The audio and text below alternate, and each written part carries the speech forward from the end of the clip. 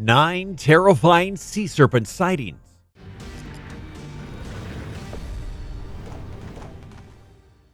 It would be a terrible sight to see you not subscribe. Click the button so you can see when we post more videos about the weird and amazing. 9. The Norwegian sea orm, better known as Olus's sea serpent. One of the oldest accounts that garnered general acceptance of what we now call a sea serpent was the Historia de Genibus by Olus Magnus. He was a Catholic priest from Sweden, and in this piece of writing he described a creature about 23 meters, 75 feet long, claiming it was sighted near an island called Mu in the Diocese of Hammer. This was in 1522, when sighting a sea serpent was thought to be a prophecy of great change for the land in whose territory the legendary creature was spotted. These changes would always turn out to be some kind of disaster, which might be the reason why the sea serpents in the 16th and 17th centuries were commonly called calamities. The calamity that befell Norway was the banishment of King Christianus and the so-called Great Persecution of Bishops. 17 years later, Magnus drew the then most accurate map of Scandinavia, the Carta Marina, and on it, a vicious sea serpent devouring a sailor. Strangely enough, although he described it as black, he colored it a disturbing blood red. Number 8. The Sea Serpent of Gloucester. This was the very first sea serpent ever to be sighted in America. It was spotted near Cape Ann, Massachusetts in 1639 and was eventually named the Gloucester Sea Serpent after the harbor north of Boston. The first report of it was published in 1641 in an account of 2 voyages to New England by John Josselyn, who described it as lying coiled up like a cable upon the rock at Cape Ann. A man called Obadiah Turner reported seeing something similar 3 years later, saying he saw a 27-meter, 90-foot-long serpent as wide as a wine pipe near Lynn, Massachusetts. There were some more occasional sightings in the 18th and 19th centuries, but they grew so common by the 1900s that the Linnean Society of New England launched a full investigation in 1970. They found a dead snake with a scalloped back on the coast of Cape Ann and concluded it was the great sea serpent's offspring. However, it was later proven to be just an ordinary black snake with a deformity. Number 7. The Monster Battle off Cape Sottano.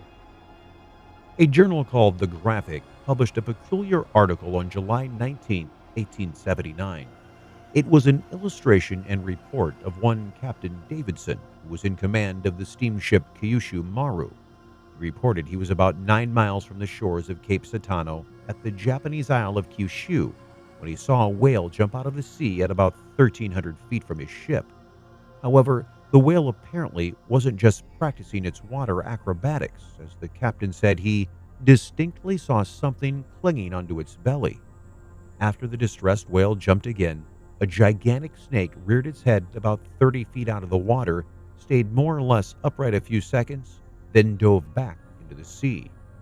Captain Davidson and his chief officer describe it as being about as thick as a junk's mast, although the captain pointed out that the split tail in this sketch probably belonged to the whale, not the serpent. 3 years earlier, Captain George Dravar of the bark Pauline reported another serpent-on-whale attack off the coast of Brazil. Nowadays, it's thought that these were actually some of the first sightings of conflict between a whale and a giant squid. Number 6. The maned sea serpent of Norway. This creature was made famous by Bishop Pontoppidan in his book Natural History of Norway. The original account came in a 1746 letter written by the naval captain Lawrence de Ferry to Mr. John Reitz. While out at sea, the captain was doing a reading when there was a sudden uproar of excitement among his crew members.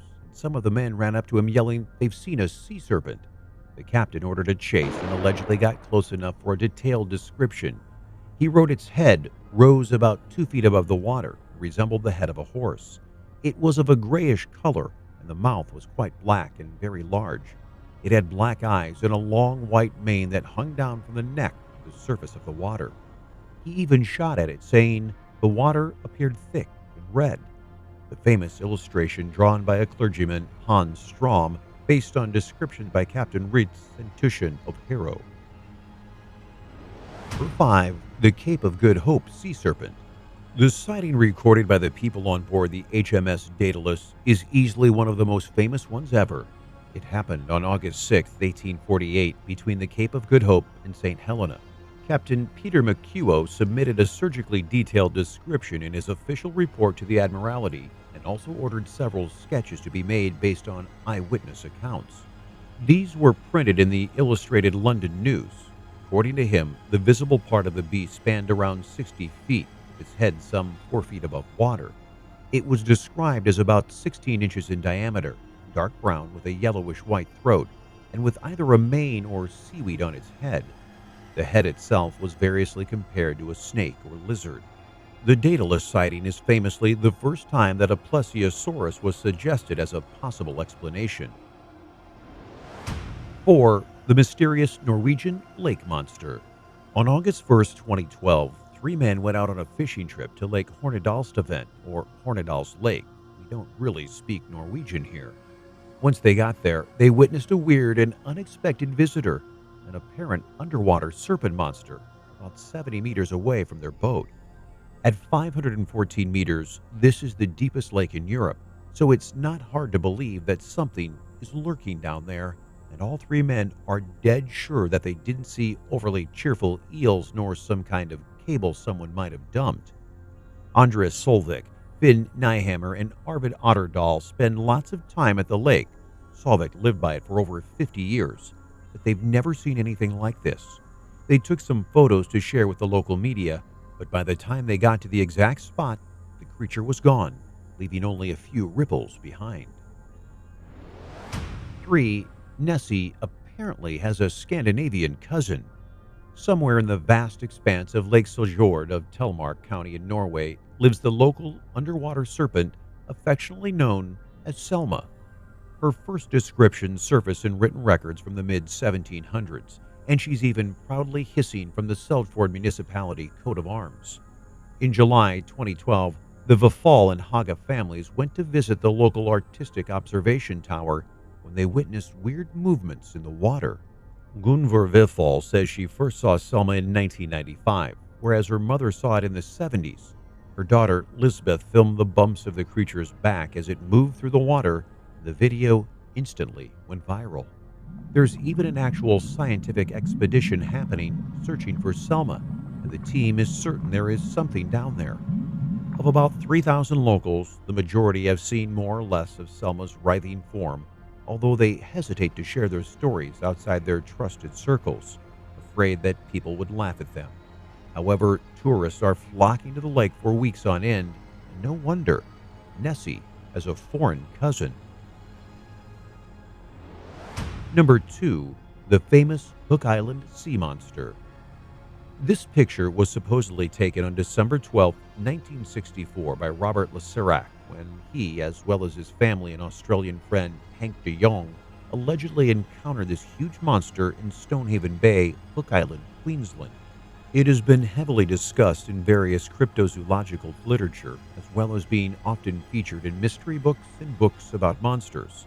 Sarek gave a pretty detailed and vivid account of this encounter to the media, going so far as to describe the patterns of coloration, skin texture, and the shape of its pupils. He described the creature as having a large pale region on the tail, maybe an injury that made it rest in the shallow water. However, when people started looking into the whole affair, so of course into its author as well, it was found that Sarek had several unpaid debts in France and was wanted by Interpol. Not really a trustworthy character. Even today, there's hot debate about whether there is some unknown gigantic eel-like monster in Stonehaven Bay, or whether it's just a big plastic sheet hoax. Number 1. The terrifying anaconda from the deep. This was actually captured by total accident. These people were just enjoying their vacation and decided to take a little home video for the memories. This is a frame isolated from that video. This enormous black slimy thing looks like the tail of a monster that leapt into the water to hide, but it's in fact a monster that leapt out of the water to attack. Look closely between the monster and the surface of the pier and you'll see a set of legs and a head on a leash near the woman. She was standing there with her dog when a gigantic anaconda burst out of the water and snatched the poor pet away before anyone could blink. If you're wondering why the lady doesn't look disturbed at all, well, that's probably because this video is fake. Someone worked hard to create this small clip, and it's fooled quite a lot of people. But a lot of things just don't match up. Or maybe we just don't want to believe that it's real. What do you think? Thanks for watching. Coming up next, 10 bizarre medieval creatures.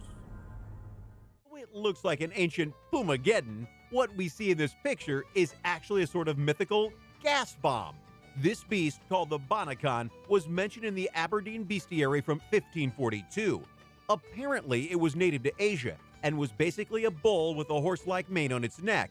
Its horns were also strange because